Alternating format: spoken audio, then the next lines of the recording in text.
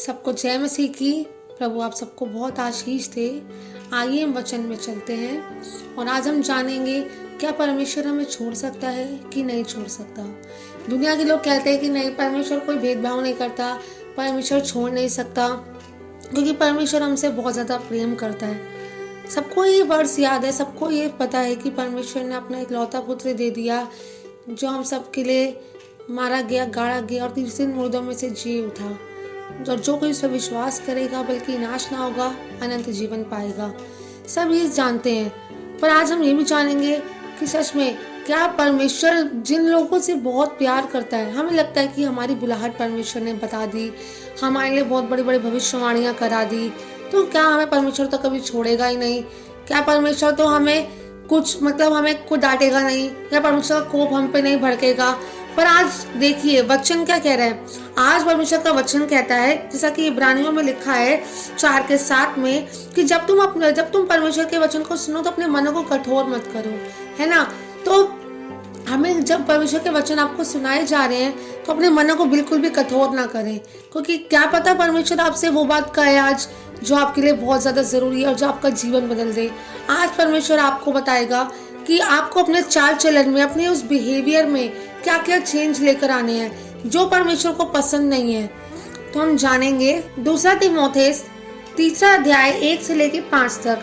देखिए हमारी वचन में देखते हैं क्या लिखा है। हम सब जैसा कि जानते ही हैं कि ये सब अंत का समय चल रहा है और हम एंड डेज में चल रहे हैं, और हम देख रहे हैं कि आजकल कितनी बड़ी बड़ी महामारियां फैल रखी हैं और कितना कुछ हम अपने सराउंडिंग्स में हम देख रहे हैं कि जो असंभव था, हमें नहीं लगता था कि ऐसा कुछ होगा, पर ये सब हो रहा है, ये सब घट रहा है। तो वचन से जानेंगे, पर यह स्मरण रख कि अंतिम दिनों में कठिन समय आएंगे। कठिन समय आएंगे।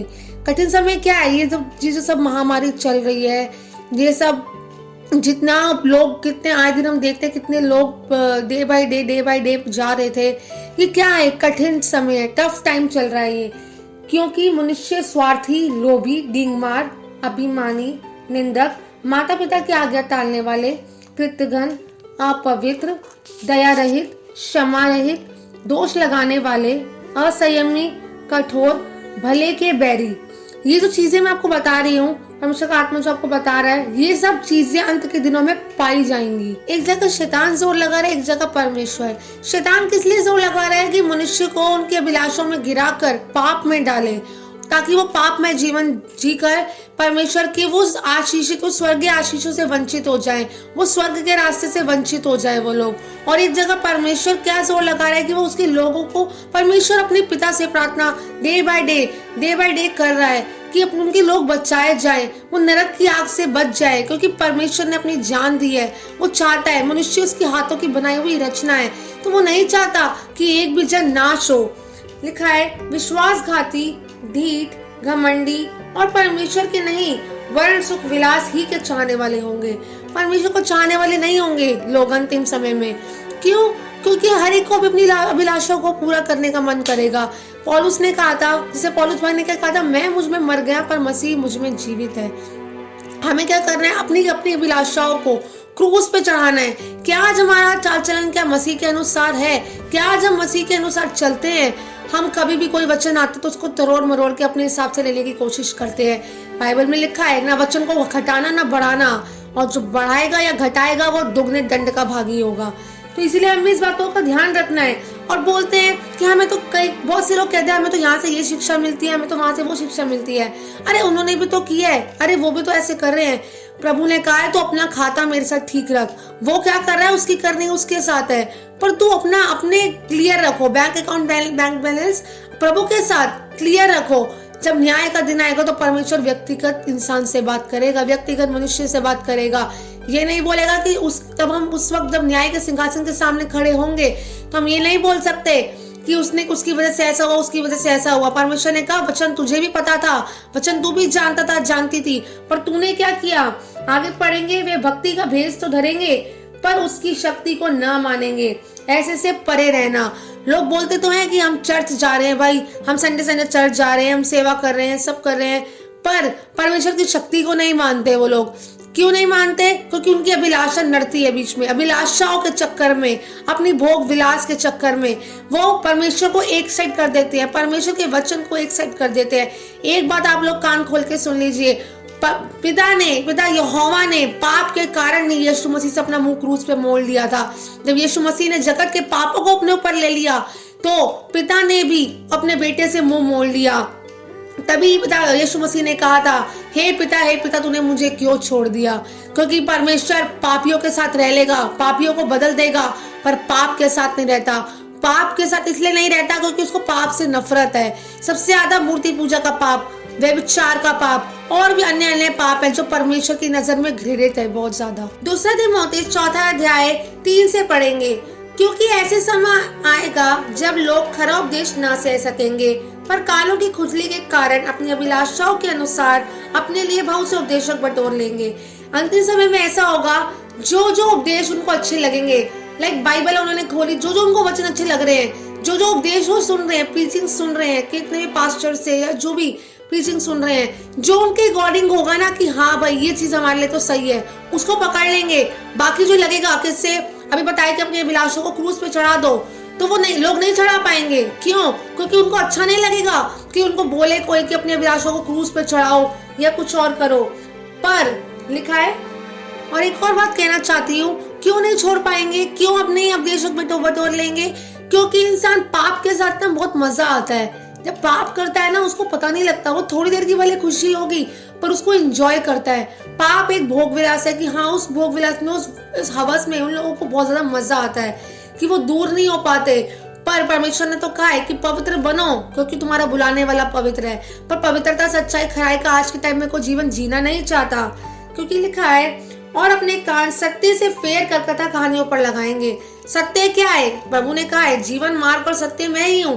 तो यीशु मसीह की जो वचन है उनसे अपना मुंह मोड़ लेंगे और कहाँ लगाएंगे? कथा कहानियों पर, जो बोलेंगे आप ऐसा नहीं ऐसा कर लीजिए, ऐसा नहीं ऐसा कर लीजिए, जो गलत शिक्षा देंगे। क्योंकि अंत के दिनों में लिखा है, बहुत से झूठे उपदेशक खड़े हो जाएंगे, बहुत से झूठे शिक्षक खड़े हो जाएंगे जो गलत शिक्षाएं देंगे।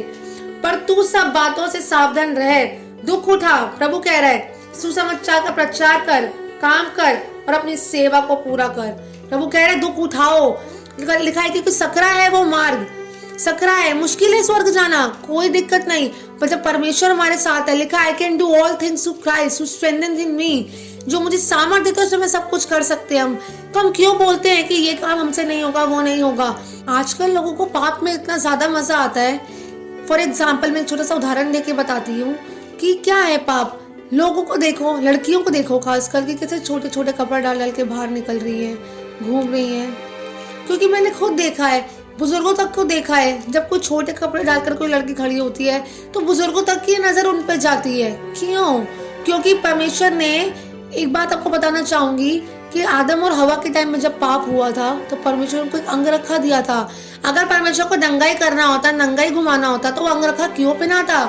पर आज के टाइम में क्या है? अभिलाषा हो, ये अभिलाषा है, एक हवस है कि छोटे छोटे कपड़े डालकर दिखाना। पर लिखा है बाइबल में, उस लड़की को नहीं, वो लड़की नहीं जानती कि हाँ वो कितने की ठोकर का कारण बन रही है छोटे छोटे कपड़े डालकर। लिखा है ठोकरों को लगना तो आवश्यक है, पर हाय उस पर जिसके कारण ठोकर लगती है। तो इसलिए ठोकर का कारण मत बनो किसी एक के लिए भी। आज आप जानते हैं कि व्यभिचार की लिमिट कितनी ज्यादा क्रॉस हो चुकी है। ये व्यभिचार का पाप आज के टाइम में हम देखते हैं, बाप ने बेटी को नहीं छोड़ा, भाई ने बहन को नहीं छोड़ा, और भी और जानवरों तक को भी नहीं छोड़ा। इसी एक पाप के कारण सदम और अमोरा को परमेश्वर ने नाश कर दिया था। आग के गंधक के गोले गिराकर नाश कर दिया था परमेश्वर ने। क्यों? क्योंकि परमेश्वर नफरत करता है पाप से, वो पाप के साथ रहना नहीं चाहता। वो कहता है मन फिराओ क्योंकि स्वर्ग का राज्य निकट है। लोग अपने पापों से मन नहीं फिरा दे। किसी को समझाते हैं कि छोटे कपड़े मत डालिए बहन, ऐसे मत करिए, लोगों को ऑफेंड हो जाते हैं, लोग बुरा मान जाते हैं। क्यों? क्योंकि उनके मतलब की बात नहीं है। सके भी समझाया गया प्रभु की आत्मा ने कि वो अपने सुख विलास के कारण, अपने उन कानों की खुजली के कारण वो वाले वचन नहीं सुनते हैं जो उनको करेक्शन में लेकर आए। करेक्ट होना आजकल कोई नहीं मांग रहा, सबको चाहिए बस हाँ मेरी इच्छा भी पूरी हो जाए और हालेलुया प्रेज द लॉर्ड भी कर ले हम चर्च में जाकर। ऐसा नहीं चलेगा कि हम चर्च में हालेलुया प्रेज द लॉर्ड कर रहे हैं, वर्शिप कर रहे हैं, सब कुछ कर रहे हैं, पर नो, बाहर चर्च के बाहर निकलते के साथ ही हम अपनी लाइफ को शुरू कर देते हैं, अपना जीवन जीना शुरू कर देते हैं, अपनी अभिलाषाओं को पूरा करते हैं। हम बोल देते हैं प्रभु हमारी नहीं, प्रभु तेरी इच्छा पूरी हो। पर क्या हम सच में प्रभु की इच्छा को मांगते हैं? हम अपनी अभिलाषाओं को पूरा करते हैं। प्रभु ने कहा है कि तुम छोटे कपड़े डाल डाल के बाहर घूमो और ठोकर का कारण बनो। नहीं, हम क्या सोचते हैं कि नहीं, अरे उस चर्च में भी तो पहन के आए थे, उस चर्च में भी तो पहन कर आते, उसने भी तो करा, उसने भी तो करा है। पर हम ये नहीं देखते कि वचन क्या कह रहा है। आज हम देखते हैं कि लोग दूसरों को देखकर अपनी चाल बिगाड़ लेते हैं, दूसरों के ड्रेसिंग सेंस को देखकर अपना ड्रेसिंग सेंस खराब कर लेते हैं, दूसरों के बिहेवियर को देख के अपना बिहेवियर चेंज कर लेते हैं। क्यों? क्या परमेश्वर ने ऐसा बोला? और सबसे बड़ी चाल है शैतान की कि आपको नंगा करना चाहता है। परमेश्वर कभी नंगा करने नहीं आया। परमेश्वर तो इज्जत मान, कहीं पे अगर हमारी इज्जत भी नंगी हो रही तो परमेश्वर ने कहा जिन्हों के सामने बेइज्जती हुई है उन्हीं के सामने सदा के घमंड का कारण ठहराऊंगा। प्रभु इज्जत को ढांपने आया है, इज्जत को बढ़ाने आया है, इज्जत को घटाने नहीं आया। पर शैतान किस लिए आया? इज्जत को घटाने के लिए आया है, वो नंगा करने के लिए आया है। पर ये लोग नहीं समझ पा रहे आज के टाइम में। और जो लोग परमेश्वर के वचन को हल्के में ले रहे हैं, लिखा है कि परमेश्वर जो अपने पिता, जो यहोवा पिता है, उसके बेटे को पैरों के नीचे रौंद रहा है तो परमेश्वर उसको छोड़ेगा नहीं, क्योंकि परमेश्वर के हाथों में पड़ना बहुत भयानक बात है। अभी लग रहा है, बहुत बुरी लग रही होगी कि हाँ कि ये सब बातें हमें करेक्शन के लिए बताई जा रही हैं, पर लिखा है कड़वी गोली बहुत ज्यादा असर करती है। अभी लग रहा है कि कुछ नहीं होगा, अरे अभिलाषा तो पूरी कर रहे हैं, पर एक जब टाइम आएगा, जब अंत का समय आएगा, जब वो न्याय का दिन आएगा, तो प्रभु ने कहा मैं एक एक का न्याय करूंगा, एक एक का। तब सॉरी नहीं चलेगा उधर, तब हाँ की हाँ और ना की ना। प्रभु ने कहा, प्रभु खुद बोलेगा कि तुझे मैंने बहुत ज्यादा टाइम दिया, तुझे मैंने बहुत मौके दिए, पर तूने खो दिए। तो इसलिए प्लीज अपने बहनों से खासकर मेरी विनती है कि अपने आप को, अपने शरीर को नंगा करना बंद करें। क्या दिखाते हैं हम अपने शरीर को उघाड़ कर? क्या दिखाते हैं हम छोटे छोटे कपड़े डालकर? क्या हम बहुत सुंदर है? क्या हमारी बॉडी बहुत ज्यादा गोरी है? किसको दिखा रहे हैं? लड़कों को। और फिर बोलते हैं कि लड़के हमें छेड़ते हैं। जब लिखा शैतान के मुंह में अगर उंगली देंगे तो ऑब्वियसली काटेगा। शेर के मुंह में हाथ मत दो। तुम जानबूझ के छोटे कपड़े डाल डालकर जब आप बाहर जा रहे हो तो ऑटोमेटिकली लड़के छेड़ेंगे। तो इसलिए और लड़कों को मौका ना मिले। और खासकर मसीह भाई बहनों से मेरी ये विनती है कि वो खासकर छोटे कपड़े ना डालें। क्यों? क्योंकि मसीह की इज्जत, लिखा है अगर हम परमेश्वर का नाम ऊंचा नहीं कर सकते ना, तो नीचा करने का भी हमारा कोई अधिकार नहीं है। परमेश्वर की अगर आंखों से आंसू पोंछ नहीं सकते तो परमेश्वर की आंखों में आंसू लाने का भी आपका कोई मतलब नहीं बनता। लिखा है शोभा तो झूठी, सुंदरता व्यर्थ है, पर जो स्त्री यहोवा का भय मानती है उसकी प्रशंसा की जाएगी। यहोवा का भय मानना क्या? पवित्रता में रहना, अपने आप को पवित्र रखना। स्त्री अपने आप, लिखा है कि स्त्री अपने आप को गहनों से ना सजाकर उस वचन से, उस आज्ञा पालन से अपने आप को तैयार करे, उस दुल्हन के रूप में तैयार हो जो निष्कलंक तेजस्वी कलीसिया, जिसे परमेश्वर बादलों पर लेने के लिए आ रहा है। और आगे पढ़ेंगे हम वचन में क्या लिखा है कि 11 का समुपदेशक 11:9 से, ही जवान अपनी जवानी में आनंद कर और अपनी जवानी के दिनों में मग्न रहे और अपनी मनमानी कर और अपनी आंखों की दृष्टि के अनुसार चल। प्रभु कह रहे हैं तू मनमानी तो कर रहा है, अपने अनुसार तो तू चल रहा है, चल ले बेटा, कोई बात नहीं। परंतु जब परंतु आ जाए तो आप समझ जाइए कि कुछ ना कुछ बात है। परंतु ये जान रख कि इन सब बातों के विषय में परमेश्वर तेरा न्याय करेगा। और जब यहोवा परमेश्वर न्याय करने पे आए तो वो न्याय कैसा होगा? प्रभु एक एक बात, हर एक जन के पास एक एक स्वर्गदूत दिया गया है, हर एक जन के साथ एक एक स्वर्गदूत रहता है। वो लिख रहा है, हमारी एक एक बातों को लिख रहा है कि हम किस टाइम पे क्या हमारे मुंह से कुछ गलत तो नहीं निकल रहा, क्या हम वचन को तोड़ तो नहीं रहे, क्या हम वचन से दाएं बाएं तो नहीं मुड़ रहे, क्या हमारी सोचों में, देखने में कहीं पाप तो नहीं हो रहा, क्या हम अपनी अभिलाषाओं को पूरा तो नहीं कर रहे। पर परमेश्वर ने कहा एक एक बात का तेरा न्याय करूंगा मैं। तो इससे पहले परमेश्वर न्याय करने पे आए, इसलिए वे अपने आप को करेक्शन में लेकर आए, सुधारे। परमेश्वर मेरे से आज कहाँ गलती हो रही है? और लड़कों के लिए भी यही बात है, अपने आप को आप भी करेक्शन में लेके आइए कि कहाँ पे क्या गलती हो रही है, हमें क्या कैसे क्या करेक्ट करना है। अगर आपको कुछ वार्तालाप है, अगर आपको कोई बात कट रही है या चुभ रही है कुछ बात, क्योंकि कड़वी गोली ही असर करती है, तो मुझसे नहीं, परमेश्वर के वचन से होनी चाहिए। क्योंकि लेकिन आकाश और पृथ्वी टल जाएगा पर परमेश्वर का वचन कभी ना टलेगा। आपको मुझसे दिक्कत नहीं होनी चाहिए, परमेश्वर के वचन से। क्यों? क्योंकि वचन में जो लिखा है प्रभु का आत्मा आपको वो बता रहा है। हम कोई अपने आप से नहीं बता रहे हैं कि आपको ये करना है या वो करना है, ये परमेश्वर के वचन में लिखा है। अगर आप सच में मसीह से प्रेम करते हो ना, यीशु मसीह ने आप सबके लिए जान दी है, तो अगर आप सच में प्रेम करते हो तो सच में आप परमेश्वर से पूछोगे, परमेश्वर ये सब क्यों? प्रभु ने तो कहा है आओ हम वाद विवाद करें, तो परमेश्वर आपको बतलाएगा कि बेटा ऐसे नहीं ऐसे। अगर कुछ सीखने की बात है, लिखा है कि छोटे से छोटे को ग्रहण किया वो तूने मुझे ग्रहण किया। यीशु मसीह के किसी भी अभिषिक्त जन को अगर आप एज इट इज वचन के अनुसार अगर आप ग्रहण कर रहे हो तो वो उसको नहीं, वो परमेश्वर को ग्रहण कर रहे हो। परमेश्वर का आत्मा आपको आज करेक्ट करने के लिए आया है। वो नहीं चाहता कि एक भी आत्मा नाश हो या एक भी आत्मा नरक में जाए, क्योंकि लिखा है बाइबल में वो किसी दुष्ट के मरने से भी खुश नहीं होता। वो आज आंसू बहा रहा है अपने पिता के सामने, वो मांग रहा है, पर हे पिता तूने, आज वो यही प्रार्थना करता है, क्रूस पे भी यही प्रार्थना करी और आज भी यही प्रार्थना करता है, हे पिता इन्हें क्षमा करिए, नहीं जानते ये क्या कर रहे हैं। आज एक मीडिएटर की तरह अभी भी यीशु मसीह आगे खड़ा है पिता के। जिस दिन वो न्याय का दिन आएगा उस दिन यीशु मसीह हट जाएगा, तब वो पेड़ के बैठा, जो पेड़ के नीचे बैठा वो जो है मेमना, वो जब ऊपर जाएगा तो उनकी जब ब्रॉडरी हो जाएगी, कहते हैं ना जब प्रमोशन हो जाती है इंसान की, उसको बड़ा लेवल मिलता है। अभी तो वो सॉरी सुन रहा है, पर जब उसका प्रमोशन हो जाएगा तो वो जब न्याय के सीट पे जाके बैठेगा यीशु मसीह, तब वो नहीं सुनेगा, तब हार या तो पार। क्योंकि हम वचन से पढ़ते हैं, हमें लगता है कि परमेश्वर हमें छोड़ेगा थोड़ी ना। परमेश्वर ने कहा है जो लोग मेरी बातों को नहीं मानते हैं, जो मेरे अनुसार नहीं चल रहे हैं, अब मेरा कोप उन पे भड़कने पर है। क्यों इतनी महामारी आ रही है? वचन में लिखा है यदि मेरी प्रजा दीन होकर मेरी ओर फिरे और अपने पापों से तौबा करके मेरी ओर फिरे, मेरी ओर मन फिराए, तो मैं उनके स्वर्ग से पापों को क्षमा करूंगा। क्योंकि यीशु का लहू हमेशा पापों से शुद्ध करता और धर्मी बनाता है। पर आज के टाइम में क्या हो रहा है, लोग मन फिराना नहीं मांग रहे। आज भी लोग, लॉकडाउन इतना अच्छा, प्रभु ने हमें इतना अच्छा टाइम दे रखा है लॉकडाउन का, क्या हम खुदा कर समय नहीं बता सकते, पर आज भी लोग अपनी अभिलाषाओं में डूबे पड़े हैं। क्या WhatsApp, phone, Facebook, WeChat, Twitter, पता नहीं क्या क्या, और गर्लफ्रेंड, बॉयफ्रेंड्स, ये अभिलाषाएं हैं। एक बात याद रखिए, परमेश्वर ने पति पत्नी के अलावा और कोई तीसरा रिश्ता नहीं बनाया। ये भी व्यभिचार है। सबसे ज्यादा व्यभिचार से परमेश्वर को नफरत है। इन बातों को जानिए और सीखिए कि कहाँ पे आपको क्या करेक्ट होने की जरूरत है। हम परमेश्वर को अपने अनुसार नहीं चला सकते। अगर आप चलाना चाहते तो परमेश्वर आपको आज कह रहे हैं ठीक है बेटा, अगर तू मेरे अनुसार नहीं चलता ना तो मैं तेरे अनुसार चलने के लिए तैयार हूँ, पर याद रख वहां पे ऊपर एंट्री नहीं दूंगा। भले नरक के दरवाजे तक तुझे छोड़ना पड़े, मैं छोड़ के आ जाऊंगा। क्योंकि लोग कहते हैं हमारी प्रार्थना प्रभु सुन रहा है, लेकिन यीशु के नाम में तो पावर है, वो तो सुनेगा ही प्रेयर। यीशु के नाम में पावर है, चमत्कार भी यीशु के नाम से होंगे, पर क्या हमारा जीवन यीशु मसीह को भा रहा है? वो चंगा भी करेगा, आशीषित भी करेगा, बरकत भी देगा, पर क्या हम उसका दिल हमसे प्रसन्न है? क्या वो खुश है? एक बाप है, बहुत से लोगों को मैं देखती हूँ बस प्रार्थना के लिए फोन घुमा देते हैं, प्रार्थना के लिए सिर्फ। क्यों? बाकी तुम अपनी अभिलाषाओं को पूरा कर रहे हो, तुम मूवी देख रहे हो, गंदे गाने सुन रहे हो, पॉर्न वीडियोस देख रहे हो, लस्ट का आत्मा तुम्हारे अंदर काम कर रहा था, सब चीजें काम कर रही थी। बट ये मैं सोच रहा कि मैं किसी भी दोष लगा रही हूँ, सब पांचों के लिए बराबर नहीं है, मैं सबको नहीं बोल रही, पर मैं बहुत से लोगों की बात कर रही हूँ। अपनी पूरी अभिलाषाओं में पूरा जीवन बिता देते हैं, और जब कुछ समस्या आती है तो एटीएम कार्ड की तरह यीशु मसीह को यूज करते हैं। एटीएम कार्ड की तरह यीशु मसीह को यूज करना प्लीज बंद कर दीजिए। एटीएम कार्ड भी एक बार, दो बार, तीन बार पैसे देगा, उसके बाद नहीं देता। क्यों? क्योंकि जब अगर हम यीशु मसीह को अगर हम एटीएम कार्ड की तरह यूज कर रहे हैं बार बार, क्यों? पिता ने अपना जब इकलौता पुत्र दे दिया, पिता को ये नहीं भाएगा कि उसके बेटे को हम इस्तेमाल करें।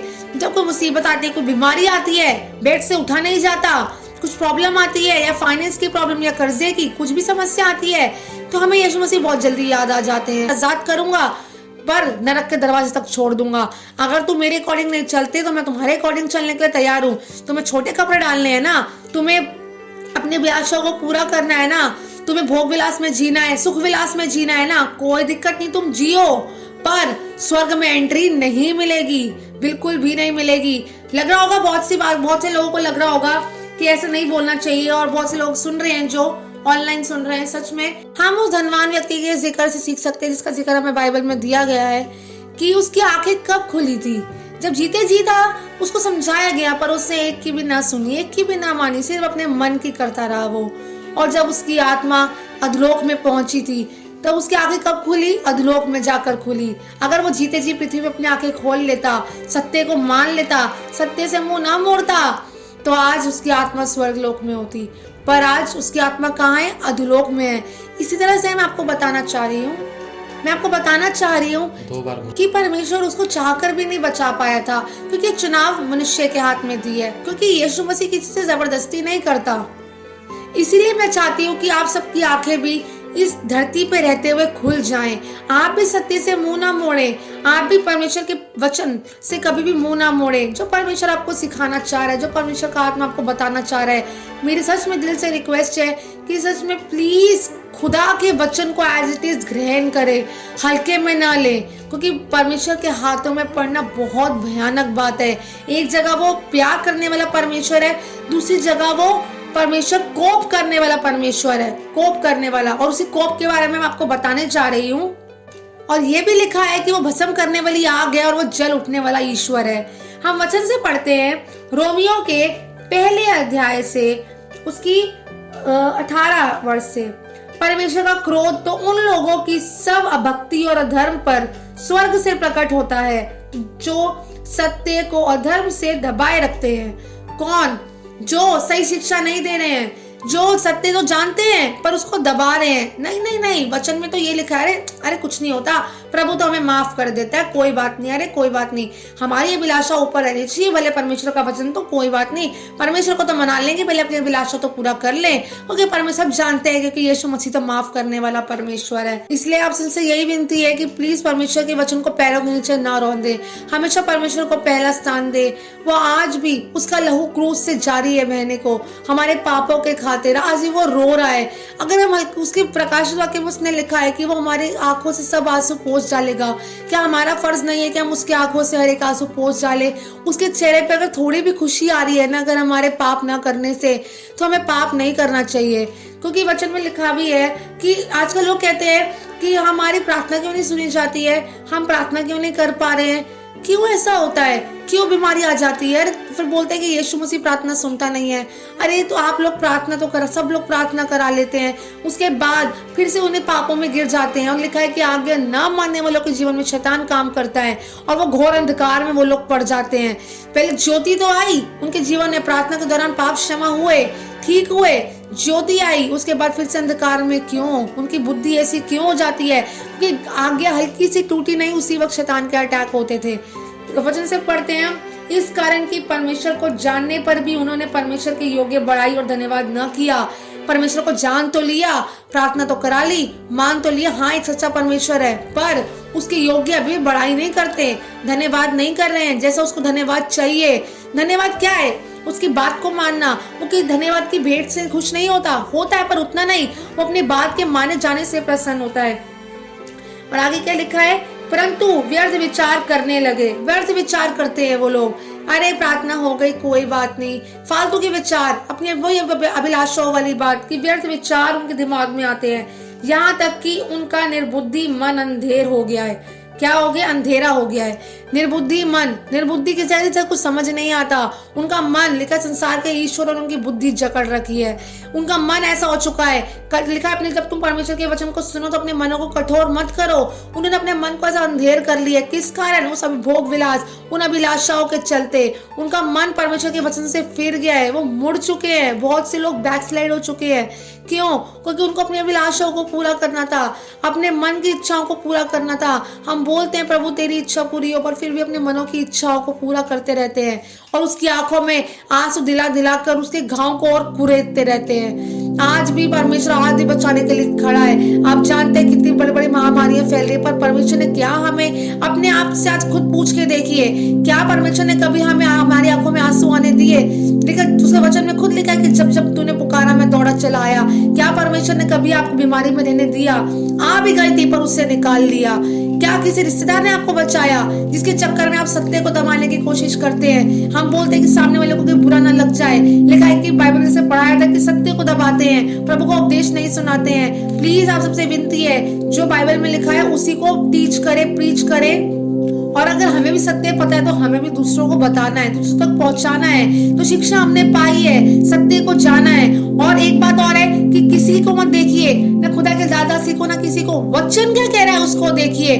साथ वाले को मत देखिए कि उसने गलती करी है तो मैं भी करूंगा, अरे वो भी तो क्रिश्चियन है, वो भी तो ऐसे कर रहा है तो मैं भी करूंगा। नो, अगर अगर हम ऐसे कर रहे हैं, अपने मन की इच्छा को पूरा कर रहे हैं और परमेश्वर के वचन को पीछे कर कर अपनी अभिलाषाओं को फर्स्ट प्रायोरिटी दे रहे हैं, अपनी अपनी अभिलाषाओं को, अपने मन की इच्छाओं को, अपनी व्यभिचार की इच्छाओं को, अपने कामों को जब हम आगे करते हैं, और एक दिन ऐसा आता है जब परमेश्वर कहता है, लिखा है पाप के कारण पिता ने यीशु मसीह से मुंह मोड़ लिया। तो आज मैं आपको बताना चाहती हूँ वचन से कि परमेश्वर आप लोगों के लिए क्या कह रहे हैं। और एक बात और बताना चाहती हूँ कि वचन में लिखा है कि जो तुम बहुत से उपदेशक ना बन जाएं, जो तुम बोलते हो वही करते पाए जाओ, है ना। अगर हम दूसरों को सत्य बता रहे हैं बाइबल से, दूसरों को प्रभु का वचन का ज्ञान दे रहे हैं, पर हमें वो चीज खुद भी करते पाई जानी है, क्योंकि लोग हमें नोटिस करते हैं। किसी को बोलने का मौका ना दें कि अरे ये तो खुद तो करता नहीं, खुद तो करती नहीं, पर ये तो हमें सिखा रही है। हम जानते हैं कोई परफेक्ट नहीं है, धर्मी चाहे 7 बार गिर जाए तो भी उठ खड़ा होगा, क्योंकि यहोवा उसे संभाले रखता है।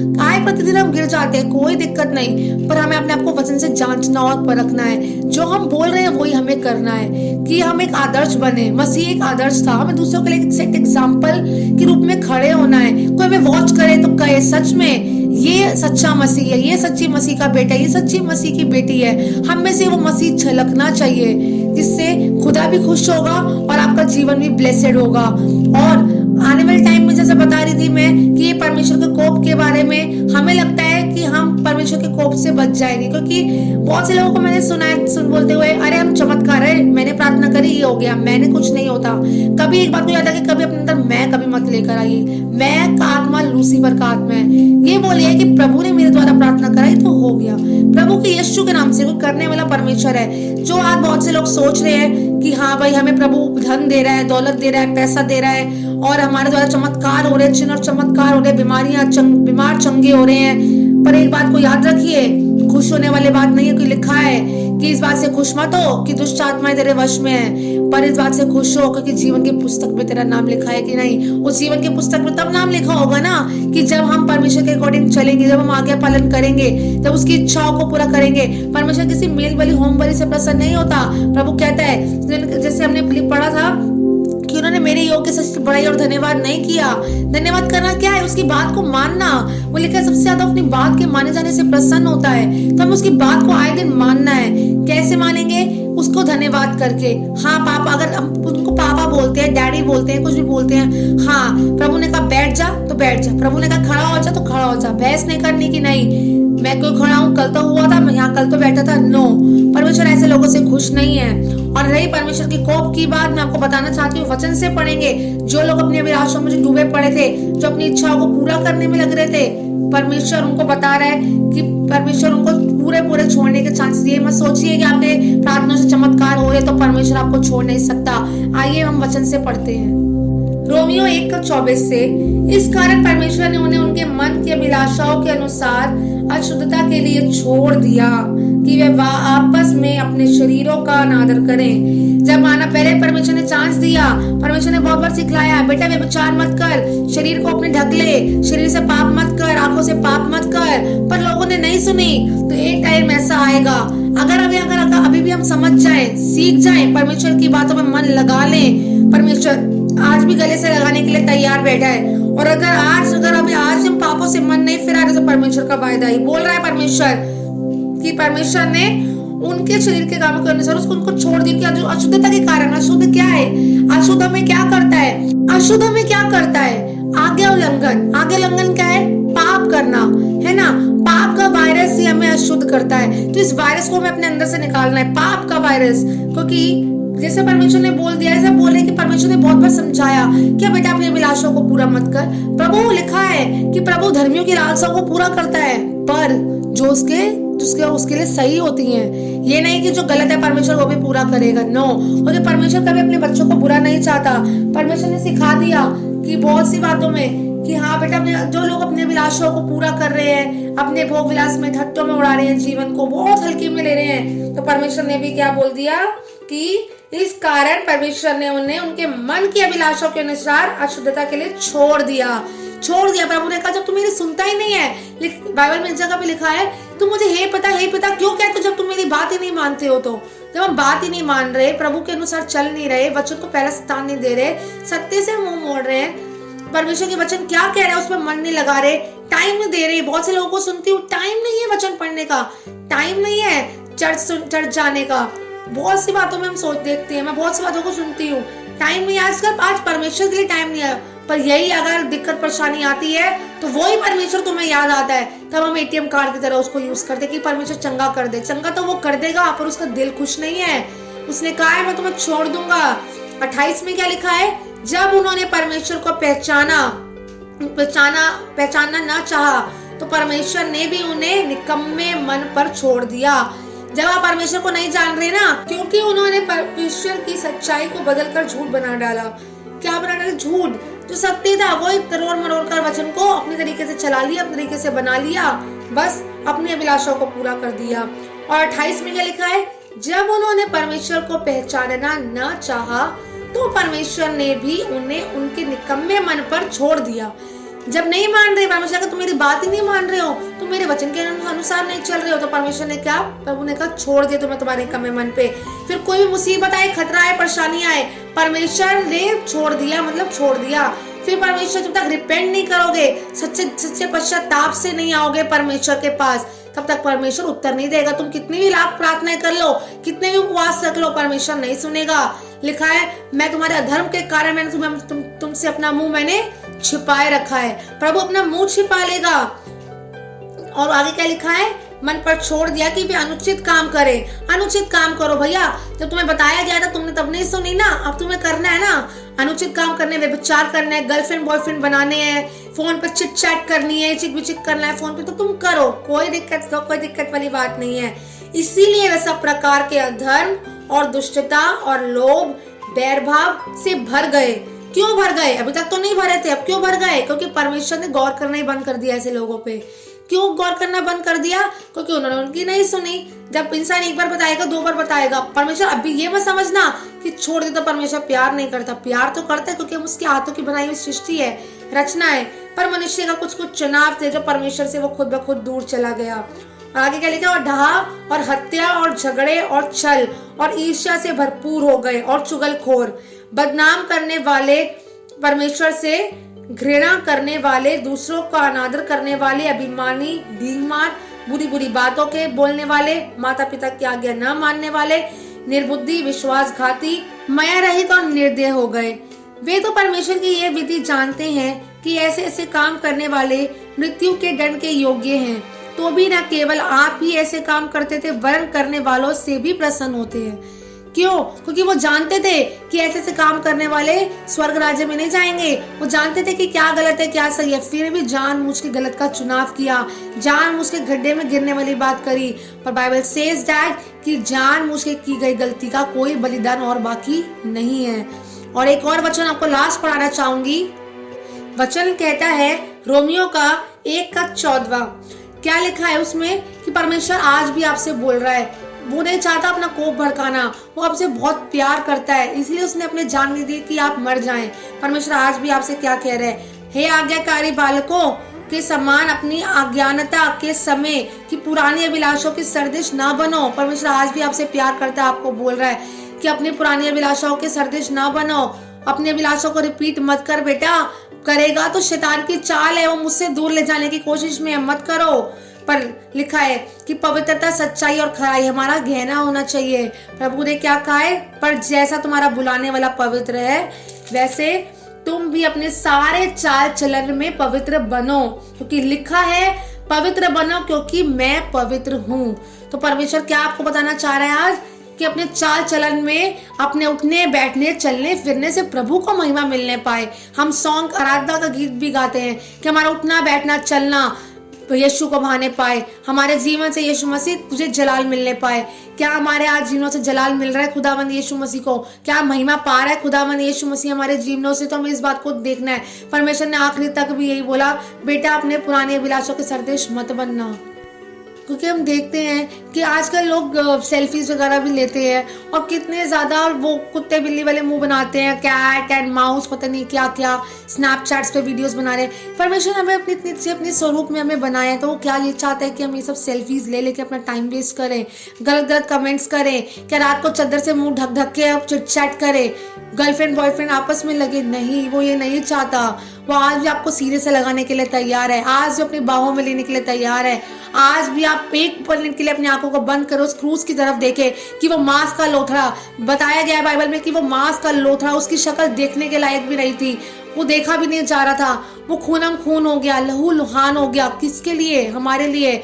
आज के टाइम में कोई किसी के लिए जान नहीं देता, पर वो तो सही था, उसकी तो कोई गलती भी नहीं थी, वो तो पवित्र परमेश्वर है, पर उसने हमारे खातिर, हमारे पापों के खातिर जान दी है।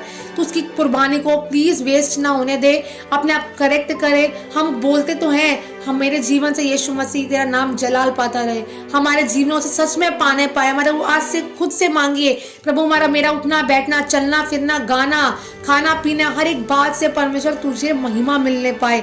जब आप ऐसा करेंगे तो अपने जीवन में आप खुद चेंजेस को देखेंगे और परमेश्वर आपकी लाइफ को और ब्लेसेड करने जा रहा है यीशु मसीह नासरी के नाम से। और प्लीज अगर मेरी किसी बात का आपको बुरा लगा हो, किसी एक को भी मैं दिल की गहराई से क्षमा चाहती हूँ, क्योंकि अगर आपको कोई बात आपको चुभी है या चुभ रही है तो प्लीज ये सोचिए कि मैंने अपने आप से कुछ नहीं बोला, ये सब परमेश्वर का वचन कह रहा है, वचन के द्वारा ही आपको सिखाया जा रहा है। तो प्लीज अपने आप को करेक्ट करें और आगे बढ़ें। सभी को जय मसीह की। प्रभु आप सबको बहुत आशीष दे।